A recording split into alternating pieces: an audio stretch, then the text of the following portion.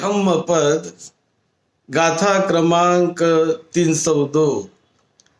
आज दिनांक 26 नवंबर 2020। ये धम्मपद के गाथा की देशना तथागत भगवान बुद्ध ने वैशाली के महावन में ध्यान साधना करते हुए वज्जी पुत्रक भिक्षु को उद्देश्य करके ये गाथा की देशना बुद्ध ने कही थी। दुपबज्जं दुरभिरमं दुरावासा घरा दुखा दुखो समान संवासो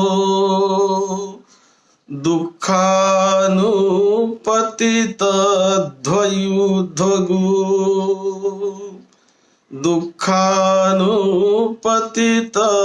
ध्वगु तस्मान चंदगु सिया न च दुःखानुपतितो सियाति।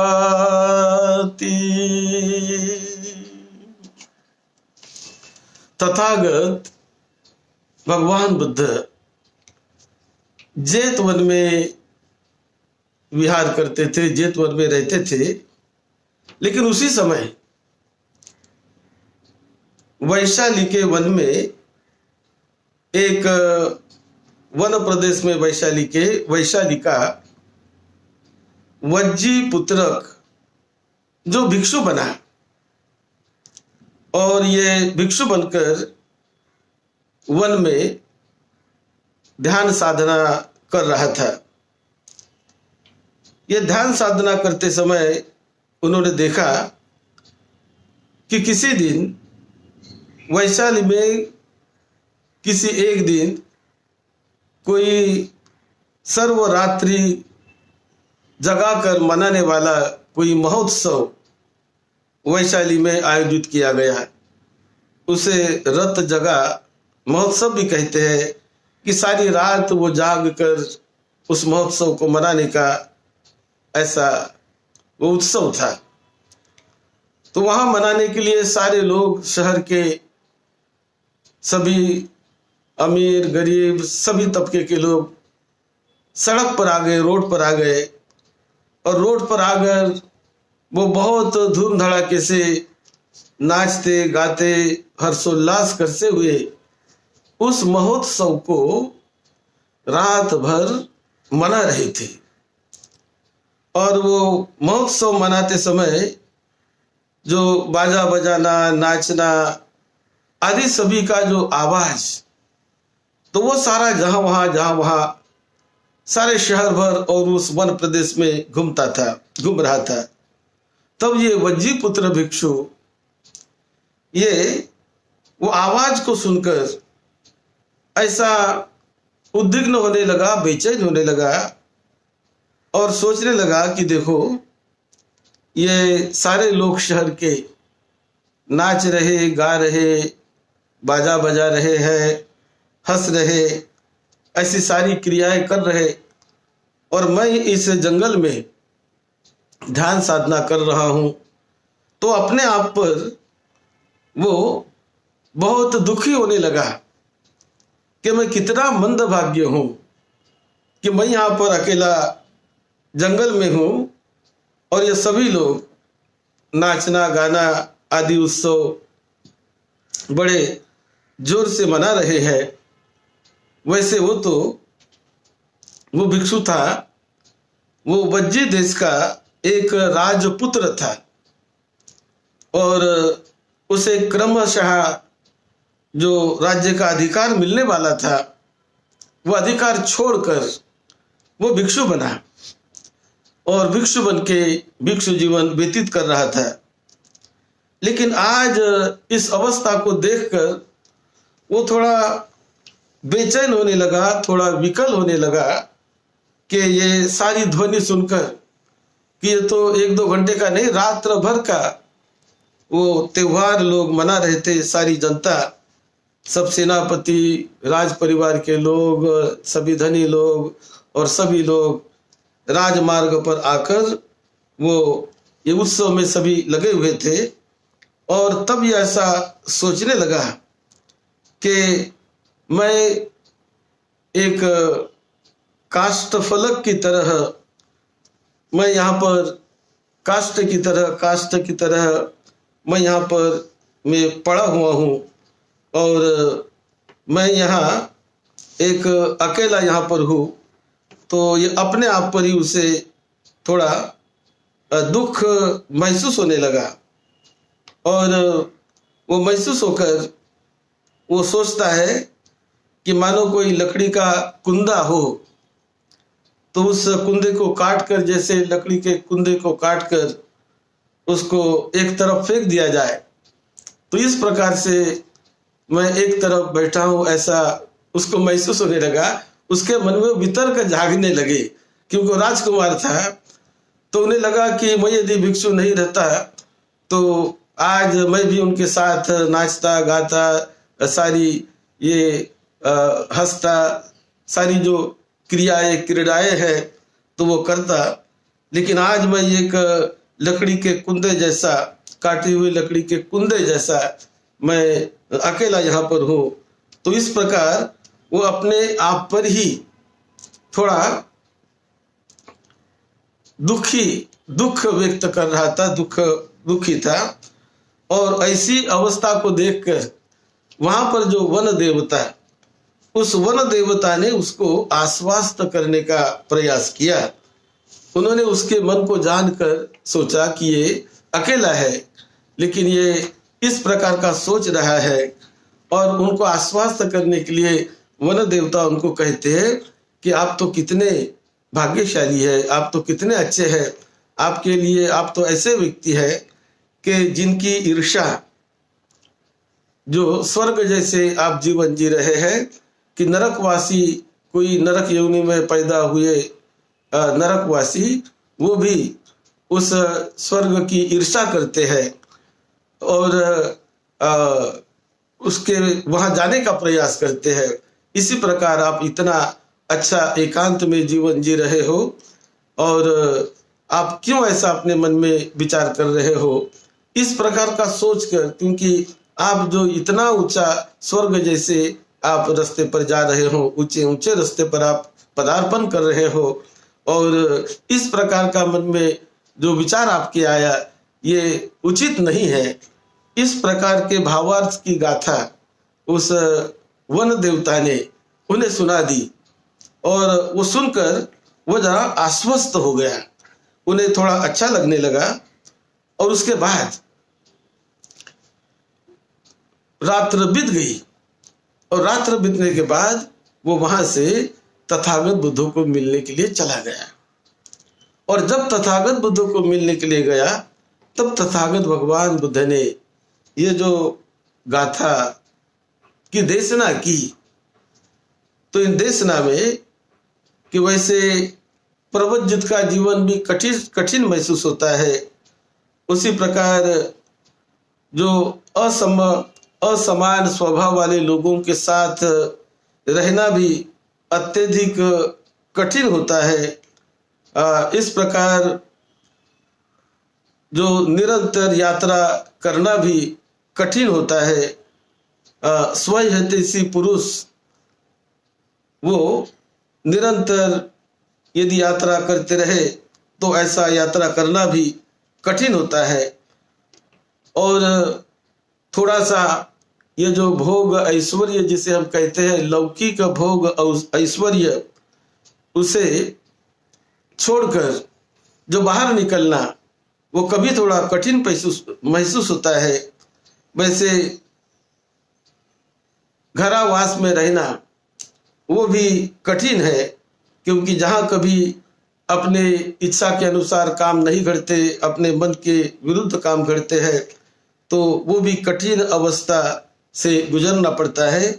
गृहस्थ जीवन में भी कई प्रकार की कठिनाइयाँ होती है। इस प्रकार जो विज्ञ जन है तो उन्हें वो कहते हैं कि ये दुख तो जहां वहां भरा पड़ा होता है, जहां वहां दुख दिखाई देता है, लेकिन उस दुख से बाहर निकलने वाला व्यक्ति अपने मन को योनिसो मनसिकारो, इस योग्य दिशा में अपने मन को लगाकर और वो उससे बाहर निकलकर वो मुक्त चंद्रमा की तरह वो प्रकाशमान होता है, अपना उद्धार करता है, औरों के उद्धार का भी वो कारण बनता है। तो इसीलिए तथागत भगवान बुद्ध ने उनको इस गाथा के द्वारा जो समझा के बताया कि वैसे तो दुख चारों ओर जीवन में फैला हुआ है, लेकिन ये जो रास्ता है, ये रास्ता उन सारे दुखों से मुक्त होने का जो रास्ता, वो बहुत कल्याणकारी, बहुत ही मंगल करने वाला होता है, जिसकी तुलना और किसी रास्ते से नहीं की जा सकती। और ये सारे, जैसे राजा का जीवन भी वो भी दुख से भरा हुआ होता है, वहाँ भी कई प्रकार के उनके कर्तव्य, सभी कर्तव्य पूरे नहीं कर पाते, सभी को जो चाहिए वो नहीं दे पाते, और हर समय उन्हें भी कठिन परिस्थितियों का भी सामना करना पड़ता है। तो कभी कई प्रकार के श्रमण, ब्राह्मण, अतिथियों आदि को भी उनको संभालना पड़ता है, धनिकों को संभालना पड़ता है, ऐसी कई प्रकार की जो जिम्मेदारियां, तो वो भी कष्टप्रद और दुखप्रद ही होती है। तो इस प्रकार कभी कभी विद्वान लोगों के साथ रहना भी, वो भी दुखप्रद भी होता है, कभी सुखप्रद भी होता है।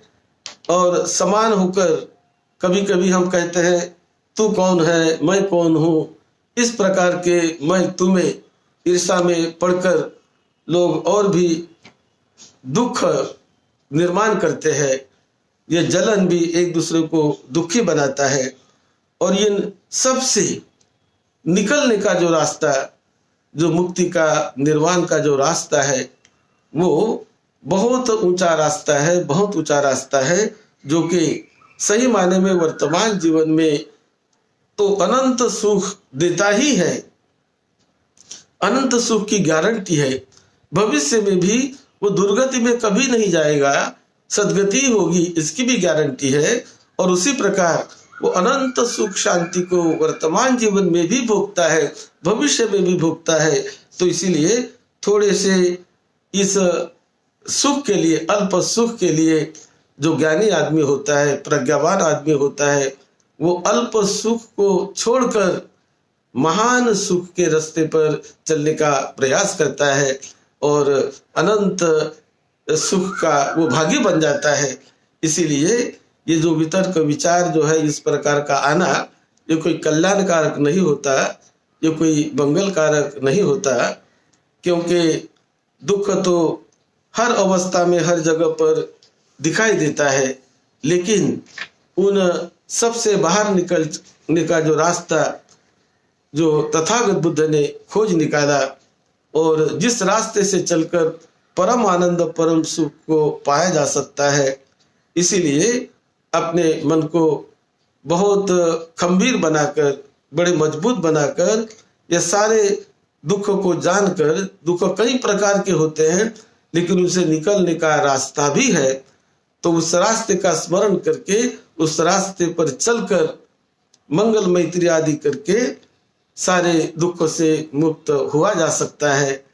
तो बुद्ध ने उनके मन की जो बात जानी, उनके मन की बात पढ़ी, और वो जानकर बुद्ध ने उन्हें इस प्रकार की देशरादि दुप्प बज्जंग दुरभिरम्मं दुरावासा घरा दुखा दुखो समान संवासो दुखानुपतित धोगु तस्मा न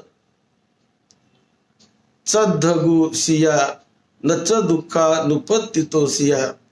तो ये कई प्रकार के दुख से मुक्त होने का जो रास्ता, जिस रास्ते पर तुम चल रहे हो, वो तुम्हें इन सारे झंझटों से निकाल कर तुम्हें परम आनंद के रास्ते पर पहुंचाएगा। इस प्रकार का जब उपदेश तथागत बुद्ध ने दुख का भी उन्होंने उपदेश दिया और उन्हें एक बल दिया।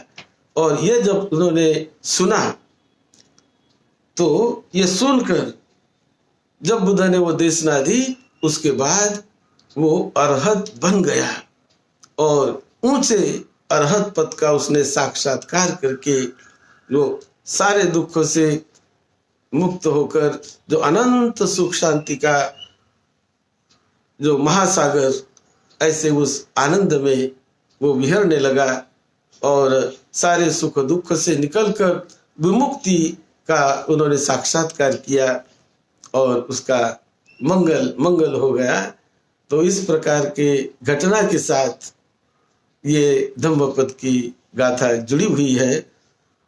बुद्ध से देशना सुनकर उसका सारा जो मन का जो भार था, जो व्याकुलता थी, जो बेचैनी उसे महसूस हो रही थी, जो तुलना कर रहा था अपनी तुलना दूसरों से, लेकिन जब बुद्ध की बात सुनकर और जब उन्हें फल का साक्षात्कार हो गया तो वो बहुत ही धन्य हुआ, बहुत ही उसका मंगल हो गया और उसके साथ साथ सुनने वाले और लोगों का भी लाभ हुआ।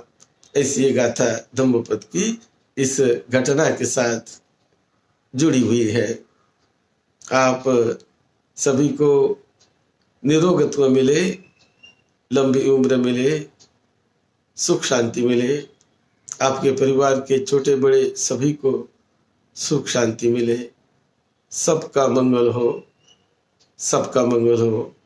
यही मंगल मैत्री के साथ सद्धम्म की सेवा में, आपकी सेवा में डॉक्टर भदंत राहुल बोधि महाथेरो।